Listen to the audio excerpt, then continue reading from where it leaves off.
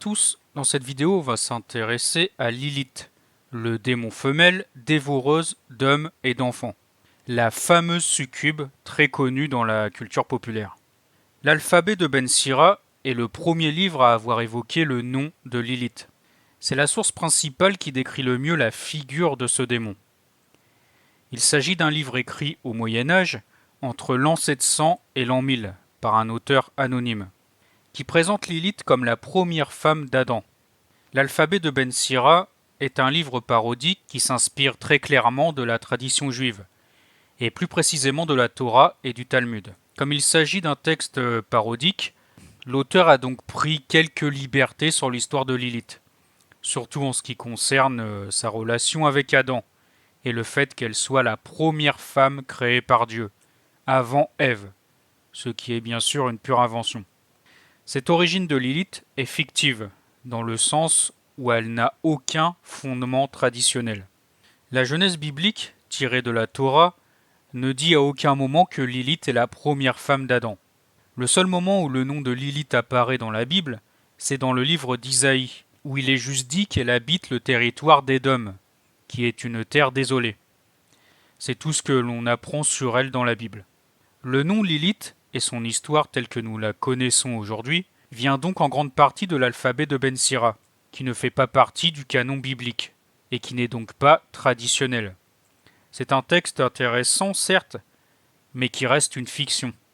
L'histoire de Lilith, comme première femme d'Adam, est donc elle aussi une fiction, et nous verrons par la suite que cette histoire s'inspire elle-même d'anciens mythes babyloniens. Mais pour le moment, restons sur l'alphabet de Ben Sira pour lire ce passage qui nous raconte donc l'origine fictive de Lilith, en tant que première femme d'Adam. Alors que Dieu a créé Adam, qui était seul, il dit « Il n'est pas bon que l'homme soit seul ». Genèse chapitre 2, verset 18. Il créa une femme de la terre, comme il avait créé Adam lui-même, et l'appela Lilith. Adam et Lilith commencèrent immédiatement à se battre. Elle disait « Je refuse à me tenir au-dessous ». Et il répondait « Je ne veux pas me tenir en dessous de toi, mais seulement au-dessus, car tu es juste bonne à être dans la position la plus basse, alors qu'il me revient d'être le plus élevé. » Lilith répondit « Nous sommes égaux l'un et l'autre, car nous avons tous deux été créés à partir de la terre. » Mais personne ne répondit. Lorsque Lilith vit cela, elle prononça le nom ineffable et s'envola dans les airs. Adam était en prière devant son Créateur. « Souverain de l'univers, dit-il, la femme que tu m'as donnée s'est enfuie. » Alors le Seigneur envoya 3 anges pour la ramener. Le Seigneur dit à Adam, « Il sera bien qu'elle accepte de revenir, sinon, chaque jour, 100 de ses enfants mourront. » Les anges avaient quitté Dieu et poursuivi Lilith, qu'ils atteignirent dans le milieu de la mer, dans les eaux puissantes où les Égyptiens étaient destinés à se noyer. Ils répétèrent les paroles de Dieu, mais elle ne voulait pas revenir. Les anges dirent « Alors nous devrons te noyer dans la mer. »« Laissez-moi, dit-elle. J'ai été créée seulement pour provoquer la maladie chez les nourrissons. Si l'enfant est mal, j'ai le pouvoir sur lui pendant 8 jours après sa naissance. Si c'est une fille, pendant 20 jours. » Quand les anges entendirent les paroles de Lilith, ils insistèrent pour qu'elle revienne.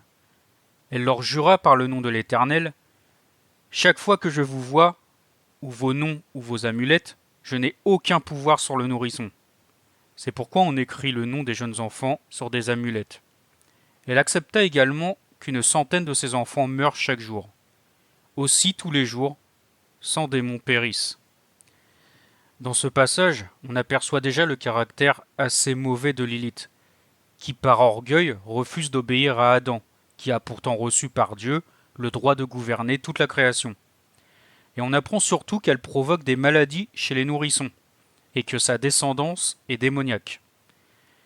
Ce qui est intéressant dans ce texte, c'est qu'on a ici l'image d'une femme qui refuse d'incarner ce rôle féminin d'épouse d'Adam, et qui veut en quelque sorte prendre la place de l'homme en s'accaparant la royauté. Cette figure d'autorité qui, dans le monde abrahamique antique, est traditionnellement dévouée à l'homme. On a ici les prémices de l'ultra-féminisme moderne, qui surviendra bien des siècles plus tard, qui consiste à détruire l'image de l'homme père et de l'homme roi, ainsi que l'image de la femme mère et reine. Deux rôles différents, mais complémentaires. C'est là le mensonge de ce féminisme dévoyé, de faire croire que le rôle traditionnel de la femme est inférieur à celui de l'homme, alors qu'il est juste différent. Ce n'est d'ailleurs pas un hasard si Lilith est devenue la déesse de certaines féministes extrémistes, comme nous le verrons par la suite. Notons également que le fait que Lilith soit hostile envers les nouveau-nés, plutôt que d'avoir le rôle protecteur d'une femme et d'une mère, montre à quel point elle rejette sa féminité et la nature essentielle de la femme, qui est celle de donner la vie. On a là encore une préfiguration, bien des siècles à l'avance, de lois modernes mortifères, comme l'avortement de masse, le rejet par la femme de l'enfantement, qui est devenu aujourd'hui un droit, et qui a été une abomination dans les sociétés traditionnelles. On peut donc comparer Lilith à l'Aphrodite dégénérée et à la grande prostituée biblique. Elle est le symbole du rejet du rôle naturel et donc sacré de la femme, et le symbole de décadence d'une société moderne qui a justement perdu ce sens du sacré. Les sociétés traditionnelles avaient bien compris que le fait de détruire la nature de l'homme et de la femme était quelque chose de démoniaque. C'est, je pense, le message qu'a voulu faire passer l'auteur de l'alphabet de Men-Sira.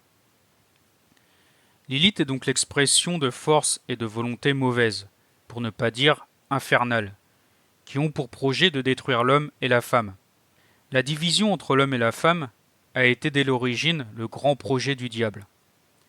On le voit dans la Genèse où le serpent séduit Ève, pour qu'à son tour elle aille tenter Adam, et ce même Adam la rendra ensuite responsable de son propre péché. Le serpent, Satan, a très bien compris que pour détruire l'humanité, il devait opposer l'homme et la femme, et s'attaquer en même temps à leurs qualités naturelles et respectives. Alors il a vendu à l'humanité l'individualisme, le chacun pour soi et le rejet des natures féminines et masculines, comme des progrès, offrant à l'humanité la liberté et le bonheur le plus absolu. C'est ce grand mensonge que Satan perpétue sans cesse depuis l'aube de l'humanité. Les ultra-féministes qui s'inspirent de Lilith, pour en faire une sorte de rebelle face à l'injustice patriarcale qui oppresse la femme, n'ont donc pas compris grand-chose à la morale de son histoire, puisqu'elle est avant tout un symbole de décadence contre nature. Les sociétés traditionnelles n'ont jamais présenté Lilith comme un modèle à suivre, mais plutôt comme un démon, une entité malfaisante qu'il fallait fuir à tout prix. Le nom Lilith vient de l'acadien Lilitu, qui est le féminin de Lilu. Ce mot acadien dérive du sumérien Lil, qui signifie vent. À l'origine, Lilith est donc une déesse mésopotamienne, la déesse du vent et de la tempête. Voici ce que je disais dans une précédente vidéo sur le symbolisme traditionnel du vent et de la tempête, qui confirme le caractère démoniaque de Lilith, dans son aspect le plus destructeur. Un vent mauvais donc, qui est l'exact opposé de l'esprit divin, le Saint-Esprit qui est également représenté par le vent. Le vent qui compose la tempête est le symbole de l'agitation et de l'instabilité. Force élémentaire appartenant au dangereux titan, il est le symbole de la violence démoniaque. Et la violence du monde, les guerres et les destructions, sont des fruits impurs de l'orgueil des hommes. Ce vent, nous le prenons en pleine face en ce moment, avec ce qui se passe au Moyen-Orient et en Ukraine par exemple. Le vent de la violence et de la haine qui emporte tout le monde, guerriers criminels et innocents. L'esprit est le vent de la révolte qui mettra fin à toutes les injustices de ce monde. Le Saint-Esprit est le vent de l'amour qui balayera toutes les impuretés de notre cœur. Le vent, ce n'est rien d'autre que le souffle de Dieu qui donna vie à toute la création. Ce vent est toujours présent sur terre pour diriger l'humanité. Dieu reste au contrôle de sa création et il fera tout son possible pour nous sauver de nous-mêmes. Mais le choix définitif entre la vie et la mort, c'est nous qui l'avons. Il ne peut pas choisir à notre place. Alors ne soyons pas aveugles devant tous les signes qu'il nous montre, y compris ceux de la nature. Retrouvons cet œil spirituel qui nous fera voir que tout dans ce monde est rempli du souffle de Dieu. La Bible abonde de références au vent. Le terme se trouve employé plus d'une centaine de fois dans l'Ancien et le Nouveau Testament. Cet élément naturel omniprésent dans la vie de tous les jours tisse progressivement tout un réseau de symboles riches de sens. Le psaume 103 intime au vent une mission importante, celle d'être les messagers divins. Tu prends les vents pour messagers, pour serviteurs, les flammes des éclairs. Cet élément de la vie terrestre transporte ainsi le Verbe et le fait connaître aux hommes, symbole à la fois de son immatérialité et de sa force. À l'image de Dieu invisible, le vent demeure insaisissable. Le vent souffle où il veut, tu entends sa voix, mais tu ne sais ni d'où il vient, ni où il va. Il en est ainsi pour qui est né du souffle de l'esprit. Mais, porteur de vie avec les pluies qu'il véhicule, il peut être également symbole de destruction et de désolation lors des tempêtes qui manifestent sa force. La Bible se sert abondamment de ces symboles afin de souligner la richesse de la puissance divine au service de l'homme, lorsqu'il suit fidèlement son chemin ou pour le punir lorsqu'il s'en écarte, ainsi que le souligne Ben Sirac le sage. Certains vents ont été créés pour punir, et dans leur fureur, ils multiplient leurs ravages. Au temps de la destruction, ils déversent leur violence et assouvissent la fureur de celui qui les a faits. Ici, la citation de Ben Sirac, l'auteur de l'Ecclésiaste, dans la Bible, est intéressante car Ben Sirac, ou Ben Sira, a été faussement présenté comme étant l'auteur de l'alphabet de Ben Sira. Ce qui me fait dire que le véritable auteur de l'alphabet de Ben Sira devait forcément connaître ce passage de l'Ecclésiaste sur le symbolisme du vent, et qu'il devait également connaître l'étymologie du nom Lilith. Pour l'auteur, Lilith est donc avant tout un symbole des esprits mauvais, qu'ils soient humains ou démoniaques, et de la désobéissance à Dieu de manière générale. Et on le voit bien, Lilith est également le symbole de l'orgueil, puisqu'elle refuse de servir Dieu et son mari Adam. Elle est également le symbole du grand mensonge de Satan, qui veut salir l'état naturel de l'homme et de la femme. Symbole de fragilité. Cependant, la Bible use également du symbole du vent afin de souligner la fragilité de la vie de l'homme, tel un souffle qui passe. C'est alors l'évanescence et la brièveté de sa vie qui se trouvent au cœur de ces nombreuses références au vent biblique et que souligneront par la suite les philosophes stoïciens. L'homme, ses jours sont comme l'herbe, comme la fleur des champs, il fleurit. Dès que souffle le vent, il n'est plus.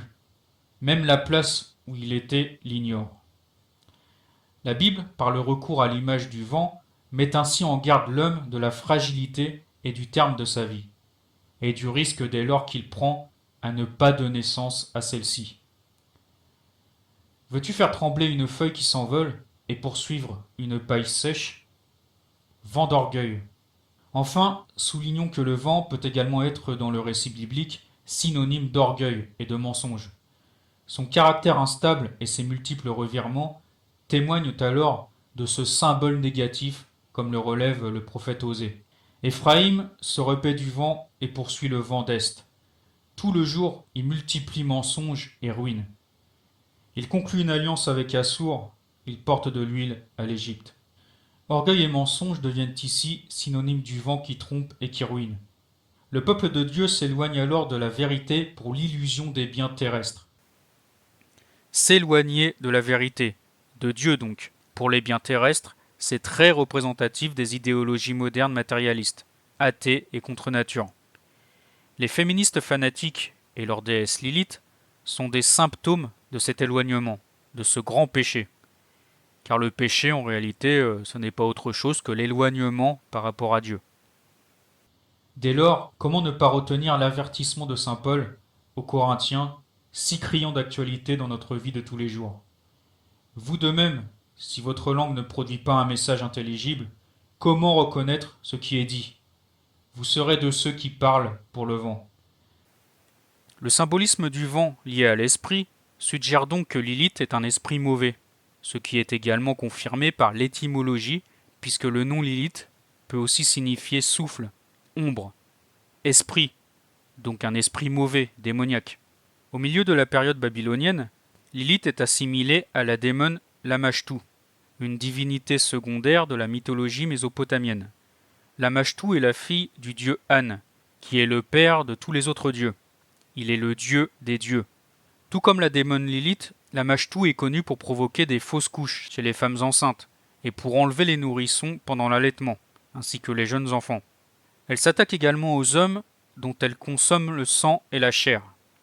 Elle aime également provoquer des cauchemars, empoisonner les eaux et apporter la maladie.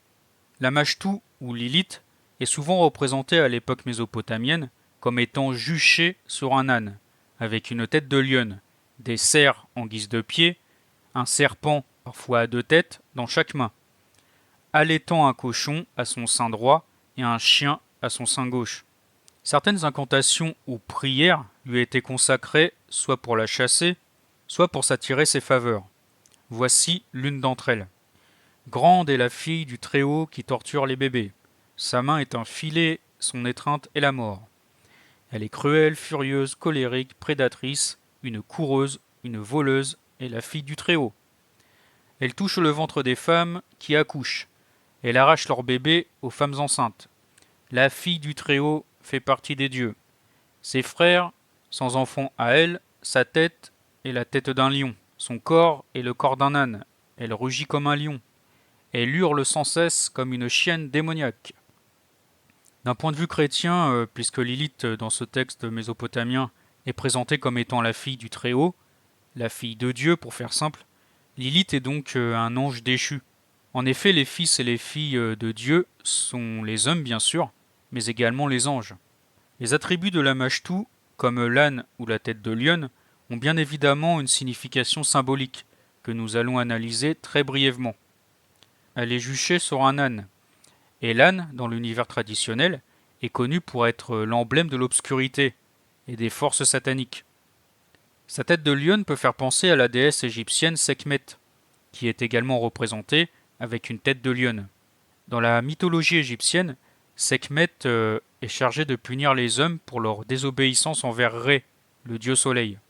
Elle est surnommée la puissante, celle devant qui le mal tremble, la colère de Ré, ou la maîtresse des maladies.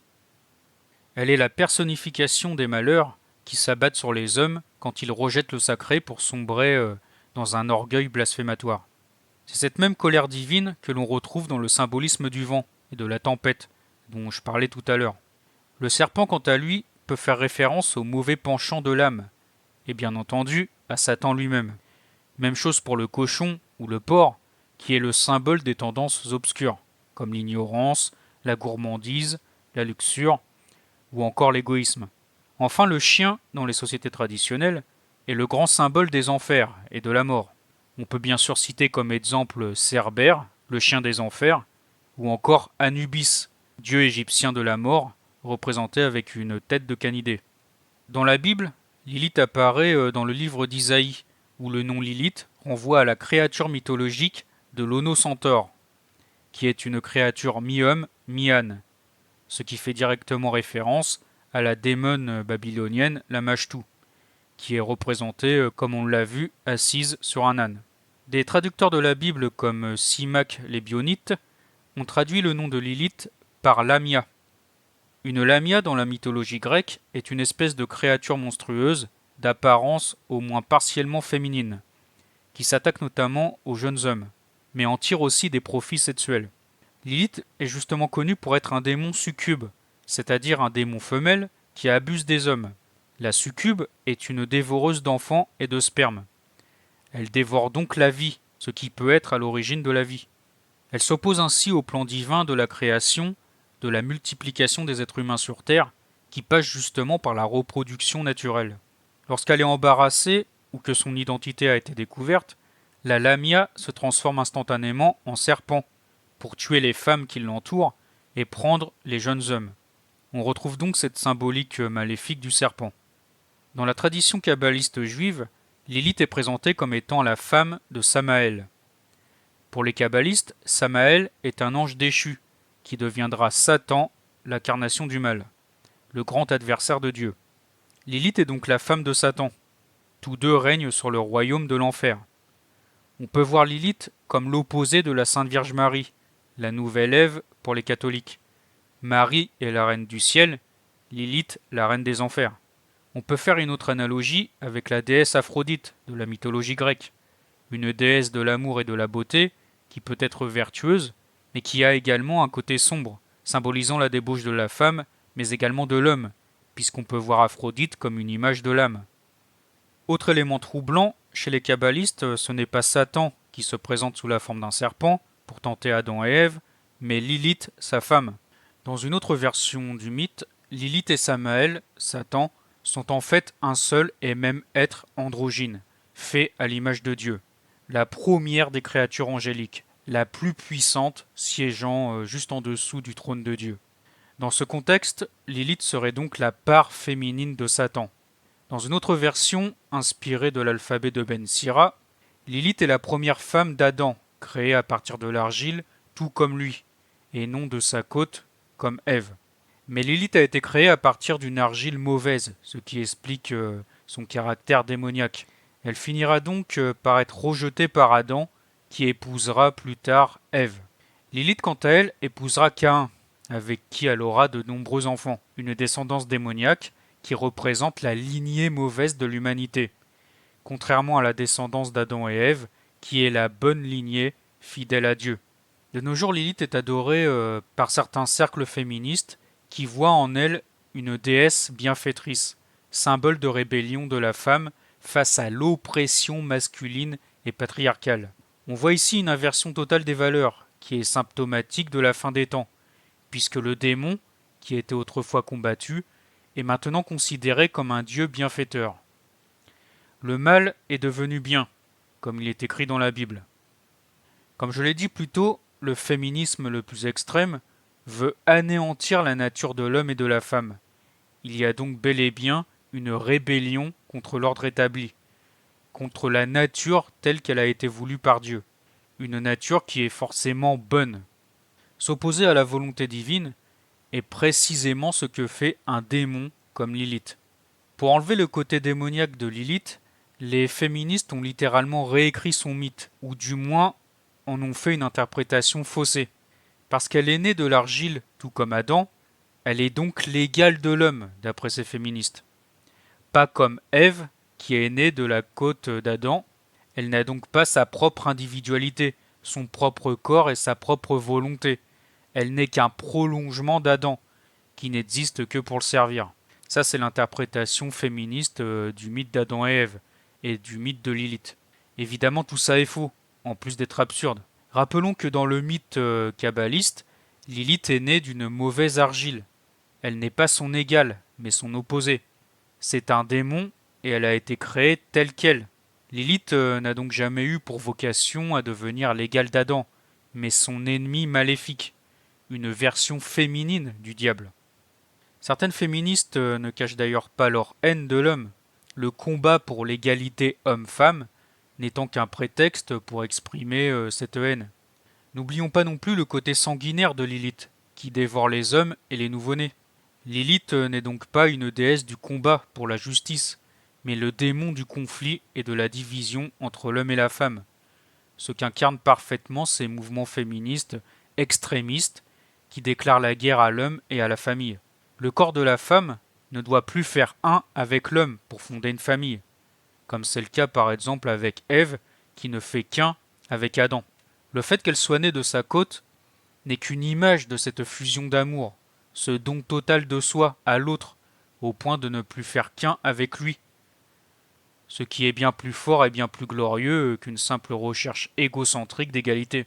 Cette égalité, tant vantée par le monde moderne occidental, est l'ennemi même du don de soi, l'amour le plus absolu, qui consiste à mettre l'autre au-dessus de soi-même, et non d'en faire son égal.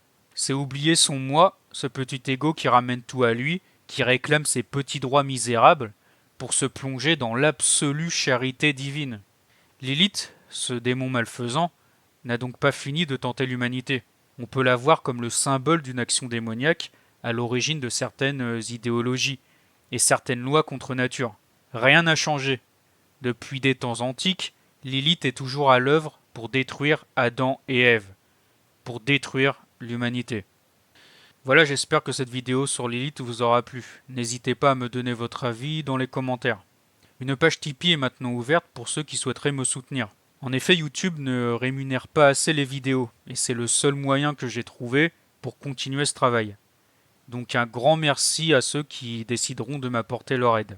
Prenez tous soin de vous, et à très bientôt pour une prochaine vidéo.